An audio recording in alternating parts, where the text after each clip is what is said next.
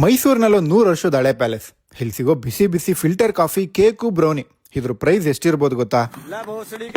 ಮೈಸೂರಿನಲ್ಲಿರೋ Chittaranjan palace ಒಳಗಡೆ 25 ವರ್ಷದಿಂದ ನಡೆಸ್ತಿರೋ ಈ ಮಾಲ್ಗುಡಿ ಕೆಫೆ ಶಾಪ್. ಈ ಕಾಫಿ ಶಾಪ್ ಬಗ್ಗೆ ಎಲ್ಲಿಂದನೋ ಬಂದಿರೋ ಫಾರಿನರ್ಸ್ ಗೊತ್ತು, ಬಟ್ ಮೈಸೂರಿನಲ್ಲಿರೋರ್ಗೆ ಗೊತ್ತಿಲ್ಲ ಅಂತ ಈ ಕೆಫೆ ಅವ್ರು ಹೇಳ್ತಾರೆ. ಪ್ಯಾಲೇಸ್ ಒಳಗಡೆ ನೋಡಕ್ಕೆ ಸೂಪರ್ ಆಗಿತ್ತು. ಹಾಗೆ ಸ್ವಲ್ಪ ಪ್ಯಾಲೇಸ್ ಸುತ್ತಾಡಿ ಕೆಫೆ ಬಂದ್ವಿ. ಇಲ್ಲಿನ ಆಂಬಿಯನ್ಸ್ ಸೂಪರ್ ಆಗಿತ್ತು.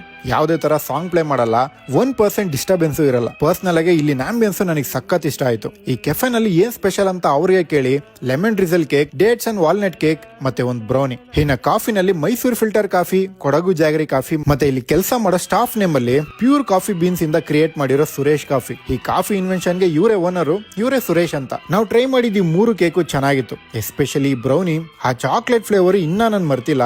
ನೆಕ್ಸ್ಟ್ ಟೈಮ್ ಇಲ್ಲೋದ್ರೆ ಇದನ್ನ ಮಿಸ್ ಮಾಡದೆ ಟ್ರೈ ಮಾಡ್ತೀನಿ. ಓಕೆ, ಇವ್ರು ಕೊಟ್ಟಿದ್ ಕಾಫಿನಲ್ಲಿ ಶುಗರ್ ಇರ್ಲಿಲ್ಲ. ನಾವೇ ಎಷ್ಟು ಬೇಕೋ ಅಷ್ಟು ಹಾಕೋಬೇಕು, ಅದೊಂದು ಒಳ್ಳೆ ವಿಷಯ.